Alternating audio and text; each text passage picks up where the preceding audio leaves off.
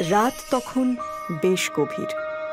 চন্দ্র নিজের শয্যায় গভীর নিদ্রায় মগ্ন। এমন সময় চন্দ্র চন্দ্র চন্দ্র চন্দ্র চন্দ্র ওঠো, আমি তোমার কাছে এসেছি। আমার যে তোমায় কিছু বলার আছে, এসো আমার সাথে, এসো এসো এসো। কাতর সুরের সেই মেয়েলি কণ্ঠস্বর শুনে চন্দ্র ধড়মড়িয়ে বিছানায় উঠে বসল। সে দেখল এক অদৃশ্য ছায়ামূর্তি দরজা দিয়ে বেরিয়ে গেল বাইরে। দাঁড়াও দাঁড়াও, যেও না যেও না, আমি আসছি, দাঁড়াও। রাতের বেলায় এত চিৎকার আসছে কোথা থেকে? ধর ঘুমাতে দে না, জ্বালাস না। এ তো জমিদার বাবুর গলা। এ কি, এত রাতে উনি কোথায় যাচ্ছেন? জমিদার বাবু, জমিদার বাবু দাঁড়ান, কোথায় যাচ্ছেন? আমায় আটকেও না, আমাকে যেতেই হবে, যেতেই হবে আমাকে। চন্দ্র এক নিমেষে জমিদার বাড়ির ফটক অতিক্রম করে সোজা কাঁচা রাস্তা দিয়ে ছায়ামূর্তির পিছু ধাওয়া করে জঙ্গল বরাবর ছুটতে শুরু করলো। এত রাতে কোথায় গেলেন বলতো? আরে আমিও তো তাই ভাবছি। আমাদের জমিদার বাবুকে একা ছাড়া একদম উচিত হবে না। হ্যাঁ চল চল। হ্যাঁ ঠিক বলেছিস, চল।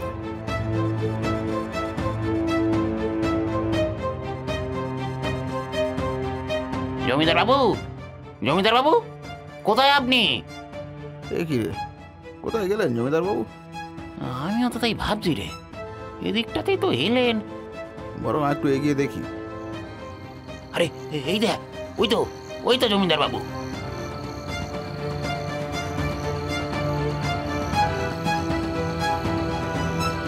জমিদার বাবু, আপনি ঠিক আছেন? ও এসেছিল, ও আবারও এসেছিল। কে এসেছিল জমিদার বাবু? চারু এসেছিল আমার কাছে। ও আমায় কিছু বলতে চায়, কিন্তু ও যেন চেয়েও কিছু বলতে পারলো না। আস্তে আস্তে কোথায় একটা মিলিয়ে গেল। জমিদার বাবু, আপনি দয়া করে ফিরে চলুন। এই রাত বিরেতে জঙ্গলে থাকা মোটেও উচিত নয়। আমরা কাল সকালে এসে নিশ্চয়ই দেখবো। হ্যাঁ জমিদার বাবু, আপনি ফিরে চলুন। চারু, চারু।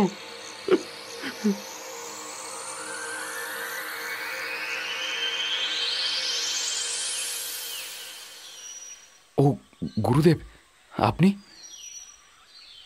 গুরুদেব, ও আবার এসেছিল। তুমি কি বৌমার কথা বলছো?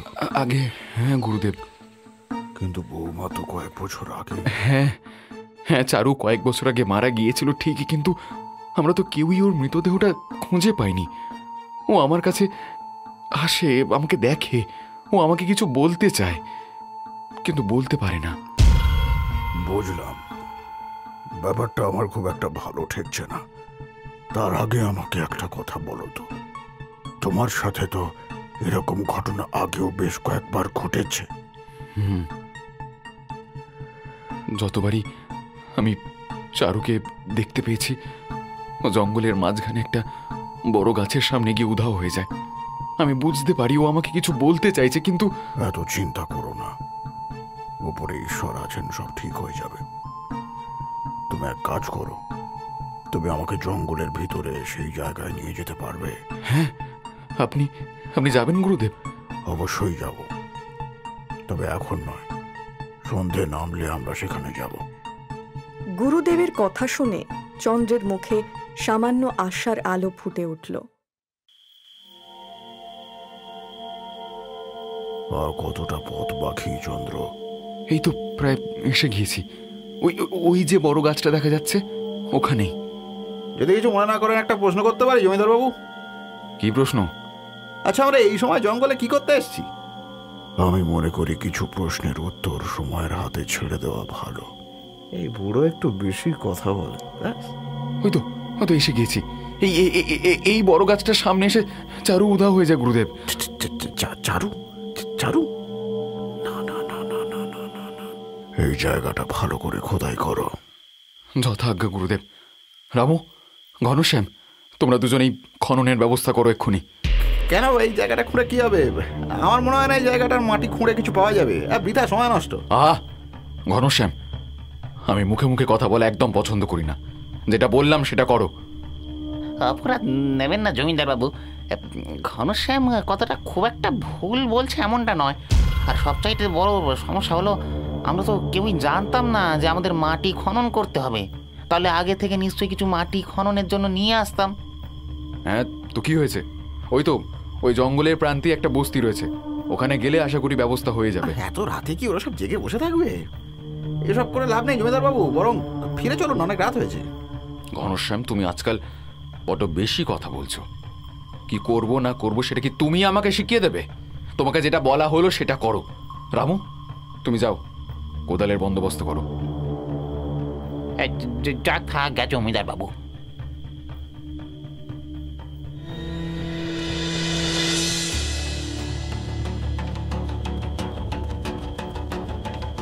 এই জায়গাটার মাটি খুঁড়তে হবে, শুরু করো।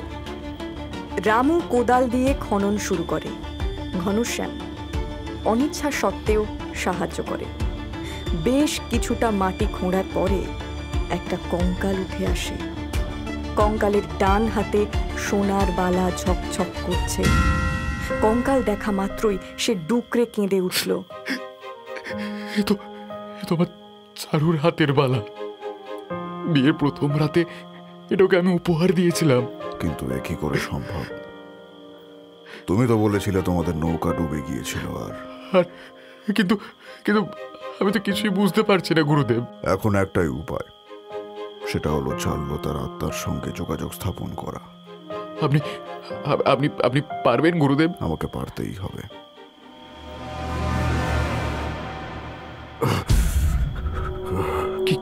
কি হয়েছে গুরুদেব? আমি যতবারই চারুলতার আত্মার সঙ্গে যোগাযোগ স্থাপনের চেষ্টা করছি, ঠিক ততবার এক অদৃশ্য শক্তির প্রভাবে যোগাযোগ বিচ্ছিন্ন হয়ে যাচ্ছে। তাহলে উপায়?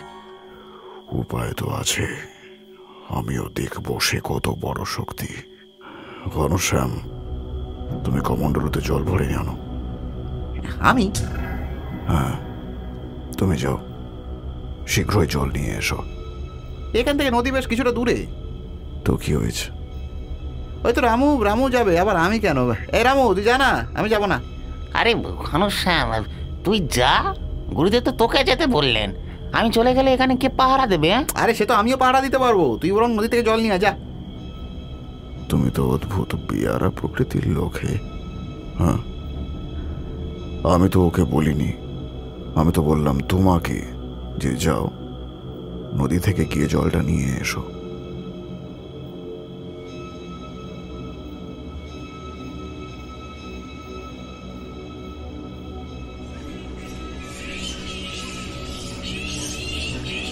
গুরুদেব, গুরুদেব, ঘনশ্যাম কোথায়?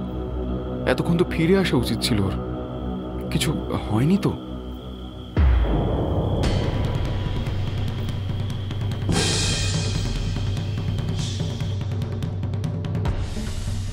পলকের মধ্যে ঘনশ্যাম চন্দ্রকে মারতেই চন্দ্র জ্ঞান হারিয়ে লুটিয়ে পড়ল মাটিতে। তারপর ঘনশ্যাম চন্দ্রের দেহটা জঙ্গলের মধ্যে টানতে টানতে নিয়ে গেল সেই নদীর পাড়ে।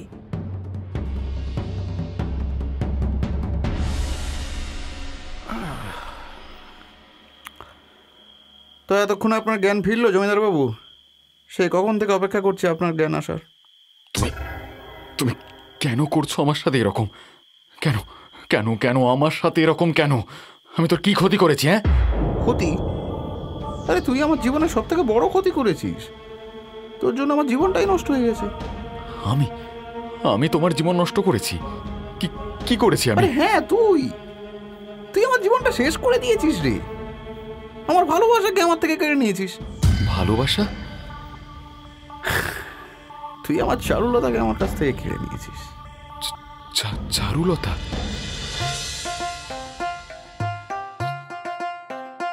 আমাকে কখনো ছেড়ে যাবে না তো? কখনো না। এই আকাশে যতদিন চাঁদ সূর্য আছে ততদিন আমি তোমাকে ছেড়ে কোথাও যাব না। কিন্তু আমার যে বড্ড ভয় করে। ভয় কি? আমি আছি তো। আমি তোমাকে ছেড়ে কোনোদিন কোথাও যাব না।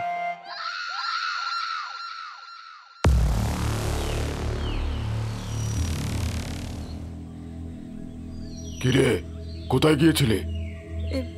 এই তো বাবা, একটু। এত আমদামতা করছিস কেন? যেটা বলবি স্পষ্ট করে বল। বাবা, আমি মধুর বাড়ি গিয়েছিলাম। বাবা, আজকাল এত বড় হয়ে গিয়েছিস যে বাবাকে মিথ্যে কথা বলছিস। বিশ্বাস করো বাবা, আমি সত্যিই মধুর বাড়ি গিয়েছিলাম। চুপ! আর একটাও কথা না, আমি সব দেখেছি। ছি ছি ছি ছি! চারু, তোর লজ্জা করে না? বংশের মান মর্যাদা বলে তো আর কিছুই রাখলি না।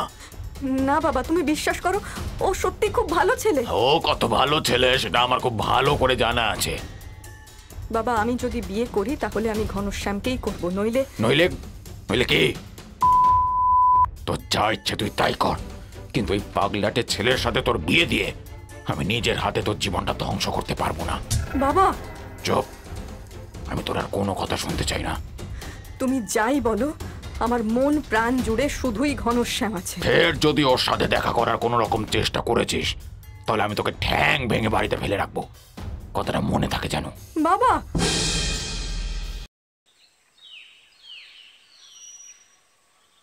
চারু আছে মন কাকা? তুই তুই এখানে কি করছিস? আমি একটু চারুর সঙ্গে দেখা করতে এসেছি, একটু ডেকে দিন না ওকে। না, ও বাড়িতে নেই। আসলে প্রায় 1 সপ্তাহ হয়ে গেল ওর সঙ্গে দেখা হয়নি, তাই ভাবলাম ওই শরীর টরীর খারাপ হয়েছে কিনা একটু খোঁজ নিয়ে আসি। এই, আমার আমার মেয়ের প্রতি এত কিসের পিরিত রে তোর? আমি একটু দেখা করেই চলে যাব। আমি আমার মেয়ের সাথে তোকে দেখা করতে দেব না। কেন? আমি কি করেছি? সেই কৈফিয়ত কি তোকে দিতে হবে? আমি চারুলতাকে খুব ভালোবাসি, সারাটা জীবন ওর সাথেই থাকতে চাই। আমি ওকে অনেক সুখে রাখবো, কোনোদিন কোনো কষ্ট পেতে দেবো না। তুই কি ভেবেছিস তোর মতন পাগলের সাথে আমি আমার মেয়ের বিয়ে দেব? আমি বেঁচে থাকতে সেটা কখনো হবে না। খবরদার! তুই কি আমাকে ভয় দেখাচ্ছিস নাকি? আপনি আমাকে পাগল বললেন কেন? বেশ করেছি, পাগল বলেছি। পাগলকে পাগল বলবো না তো কি বলবো? হ্যাঁ, কেন? আমি এমন কি কাজ করেছি যার জন্য আপনি আমাকে পাগল বলছেন? পুরো গ্রাম জানে তোর বাপ বদ্ধ উন্মাদ। তোর মা পর পুরুষের সাথে পালিয়েছে। এই খবরদার, একদম বাপ মা তুলে কথা বলবেন না। বেশ করেছি, আবার বলবো। কি করবি তুই? তুই পাগল, তোর বাপ পাগল, তোর মা চরিত্রহীন।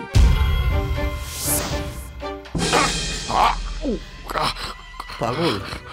হ্যাঁ? আমি পাগল? বাবা, বাবা কি হয়েছে তোমার? বাবা, দেখ দেখ মা, কেমন ছেলেকে তুই ভালোবেসেছিস। দেখ, একি একি তোমার নাক দিয়ে তো রক্ত পড়ছে। ঘনশ্যাম, কি করেছো তুমি? আমি ইচ্ছে করে কিচ্ছু করিনি। তোকে তোকে আমি মিথ্যে কথা বলছি? তুমি বিশ্বাস করো চারু, তোমার বাবা আমাকে নিয়ে, আমার বাবা মায়ের চরিত্র নিয়ে উল্টোপাল্টা কথা বলেছিলেন। বাবা, তোর মনে হয় আমি এমন বলতে পারি মা? একটা পরের ছেলের জন্য তুই নিজের বাবাকেও অবিশ্বাস করছিস? ছি ঘনশ্যাম, ছি। আমি তোমার কাছ থেকে এটা আশা করিনি। আরে তুমি আমাকে ভুল বুঝছো। আমি তোমায় একদম ঠিক বুঝেছি। দয়া করে বিশ্বাস করো আমাকে। তুমি আজ আমার বাবার গায়ে হাত তুলে সবটা শেষ করে দিয়েছো ঘনশ্যাম। আরে দয়া করে আমার সঙ্গে এরকম করো না। আমি তোমার বাবার পায়ে ধরে ক্ষমা চাইছি। চলে যাও তুমি আমার সামনে থেকে।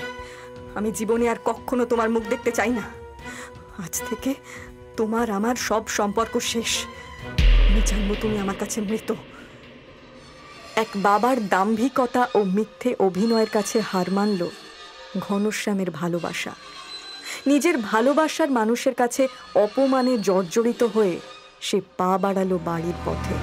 কি দোষ করেছিলাম আমি যে তুমি আমাকে এইভাবে ছেড়ে চলে গেলে? কি আর করবি বল বন্ধু, তোর অদৃষ্ট মন্দ। যাকে মন প্রাণ দিয়ে এত ভালোবাসলি সে আজ তোর ভালোবাসা ভুলে অন্য কাউকে ভুলে দিব্যি সংসার করছে।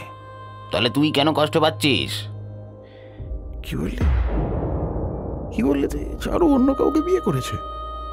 না না না না, এ হতে পারে না। আমি মিথ্যে বলছি না রে ঘনশ্যাম। চারুর সাথে ওই ওই ভুবনপুরের জমিদার চন্দ্র বারুজ্যের বিয়ে হয়েছে। না না না না, এ হতে পারে না। চারু আমাকে ছেড়ে অন্য কাউকে বিয়ে করতেই পারে না। তুই মানতে না পারলেও এটাই সত্যি। আমি কোনোদিন স্বপ্নেও কল্পনা করতে পারিনি চারু আমাকে এইভাবে ঠকাবে। শোন, তুই নিজেকে সামলা। এর বদলা আমি নেবই।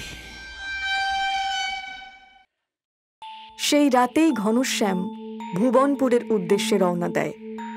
প্রথমে সে ঠিক করে চারুলতার শ্বশুর বাড়ি গিয়ে সে জবাব চাইবে, কিন্তু পরের দিন সকালে জমিদার বাড়ির ফটকের সামনে লাঠি সোটা নিয়ে পাহারারত লেঠেলদের দেখে সে নিজের মনে মনে বলল, তাড়াহুড়ো করে কোনো সিদ্ধান্ত নিলে হিতে বিপরীত হতে পারে। তাই এমন কিছু করতে হবে যাতে আমি এই জমিদার বাড়ির অন্দরমহলে প্রবেশ করতে পারি। এই কে তুমি? এখানে কি করছো? জানো না এটা জমিদার চন্দ্রের ভিটে? তোমাকে তো দেখেই গ্রামের মনে হচ্ছে না। করতে চাইছ?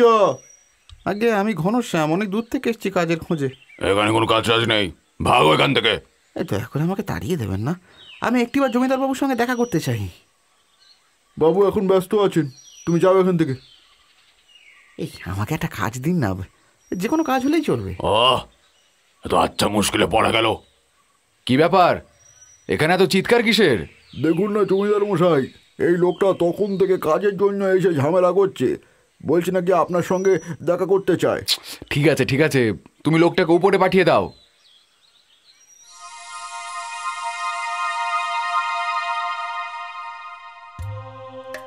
আচ্ছা, তুমি তাহলে ঘনশ্যাম? আগে হ্যাঁ জমিদার বাবু। বলো, কি চাও বলো। আগে আমি অনেক দূর থেকে আসছি জমিদার বাবু, কাজের খোঁজে। বুঝলাম।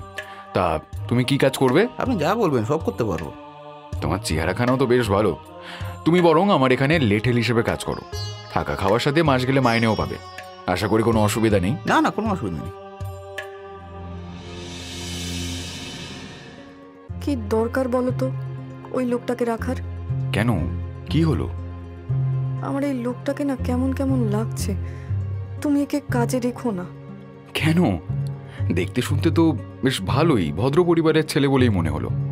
কাজের খুব দরকার, এখানে থাকলে কাজ করতেও পারবে আর দুবেলা দুমুঠো খাবারও পাবে, সাথে মাইনে। অসুবিধে কোথায়? না গো, আমার মনটা বড্ড কু গাইছে। চিন্তা করাটা বন্ধ করো, দেখবে সব ঠিক হয়ে যাবে। আদৌ কি সব ঠিক হবে? মাঝে কেটে গিয়েছে 1 বছর। কালক্রমে নিজের কাজের দ্বারা খুব সহজেই ঘনশ্যাম জমিদার চন্দ্রের বিশ্বাস অর্জন করেছে। এখন দ্বাররক্ষী থেকে চন্দ্রের ব্যক্তিগত নিরাপত্তারক্ষীতে পদোন্নতি ঘটেছে ঠিকই, তাকে চন্দ্রের ছায়ার সঙ্গী বললেও বোধহয় খুব একটা ভুল হবে না। কিন্তু সে ভুলে যায়নি নিজের প্রতিশোধের কথা। জমিদার বাবু, আকাশের অবস্থা মোটেও ভালো নয়, মানে যে কোনো সময় বৃষ্টি নামতে পারে। তাই তো দেখছি, সাথে ঝোড়ো হাওয়াও বইছে। মাঝি ভাই, যত তাড়াতাড়ি সম্ভব নৌকা পাড়ে লাগানোর ব্যবস্থা করো। চারু, চারু, আমার হাতটা শক্ত করে ধরে রাখো। তুমি এক মুহূর্তের জন্য আমার হাত ছাড়বে না। জমিদার বাবু, আপনি আপনি সাবধানে থাকুন, নৌকায় জল ঢুকছে। গিন্নিমা, গিন্নিমা, আপনি সাবধানে।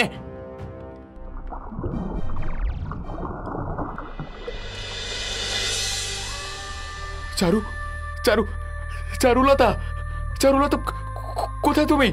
চারু। জমিদার বাবু, ঘনশ্যামকেও তো কোথাও পাওয়া যাচ্ছে না। আপনি আপনি শান্ত হন, আমরা নিশ্চয়ই গিন্নিমাকে খুঁজে পাবো। চারু, চারু, চারু, চারু। একে একে তুমি এখানে কি করছো? আমার স্বামী কোথায়? স্বামীকে কি দরকার, আমি আছি তো। তুমি আমার স্বামীর সাথে কি করেছো?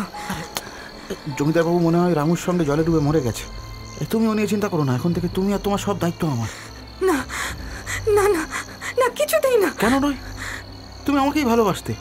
চলো বরং আমরা এখান থেকে অনেক দূরে চলে যাই, যেখানে আমাদের কেউ খুঁজে পাবে না, শুধু তুমি আর আমি।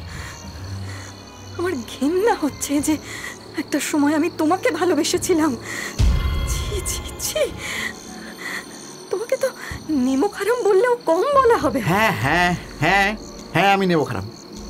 তোমাকে পাওয়ার জন্য আমি এত বছর অপেক্ষা করেছি, আজ সেই সুবর্ণ সুযোগ আমি পেয়েছি। আমি তোমার সাথে কখনো যাব না। আজ এতগুলো বছর পর আবারও বলতে বাধ্য হচ্ছে, তুমি একজন পাগল, বদ্ধ উন্মাদ তুমি। নির্দিষ্ট একটা শব্দ শুনে যেন মাথায় রক্ত চড়ে গেল ঘনশ্যামের। 2 হাতে সে গলা টিপে ধরল চারুলতার। চারুলতা প্রাণপণ চিৎকার করলো, কিন্তু তার গলা দিয়ে একটা শব্দ বেরিয়ে এলো না। ধীরে ধীরে কমে এলো গোঙানির শব্দ। আর নিথর হয়ে গেল চারুলতার দেহ। পাগল, আমি পাগল। তুই তুই আমার চারুকে নরপিশাচ! আমি কখনোই আমার চারুকে মারতে চাইনি। ওকে তো আমি ভালোবাসতাম, কিন্তু কি করতাম বলো তো? আমার চাইতে পারার কোনো উপায় ছিল না, তাই আমি নিজের হাতে ওকে মেরে জঙ্গলে পুঁতে দিয়েছিলাম। হ্যাঁ, চারু চারু আমাকে অনেকবার বারণ করেছিল, কিন্তু আমি ওর কোনো কথা শুনিনি। যদি শুনতাম তাহলে আজ হয়তো ওকে এভাবে অকালে চলে যেতে হতো না। তো হ্যাঁ, তোকে আর একটা কথা বলাই হয়নি। সেদিনকার কথাটা মনে আছে? সেই আমরা সবাই নৌকায় ছিলাম, সেদিন তো নৌকোয় জল ঢুকতো না। আরে আমি বল্লমের খোঁচা মেরে নৌকাটা ফুটো করে দিয়েছিলাম, আর তারপর তোকে জলে ধাক্কা মেরে ফেলে দিয়েছিলাম। ভেবেছিলাম তুই মরে যাবি, কিন্তু তোর তো দেখি কই মাছের জান রে। নিমক হারাম! হ্যাঁ হ্যাঁ, আমি নিমক হারাম। আমি প্রতিজ্ঞা করেছিলাম চারুলতা যেভাবে আমাকে ঠকিয়েছিল তার বদলা আমি নেব। আমি পেরেওছি। তো একটা ছোট্ট কাজ বাকি আছে, তোকে মরতে হবে। না না, তুই তুই আমাকে কিচ্ছু করবি না। আরে না বললে কি করে হয়? না। না বললে কি করে হয়? তোকে তো মরতেই হবে। মরতেই হবে।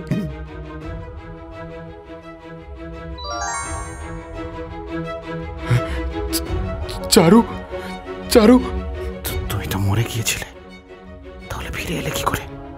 এতদিন তোর সব অন্যায় আমি সহ্য করেছি, কিন্তু আজ তুই আমার স্বামীকে মারতে এসেছিস। তোর সব অন্যায়ের সীমা ছাড়িয়ে গেছে। তুই আমাকে মেরেছিস। তোর পাপের ঘড়া পূর্ণ হয়েছে। এর শাস্তি তোকে পেতেই হবে, পেতেই হবে।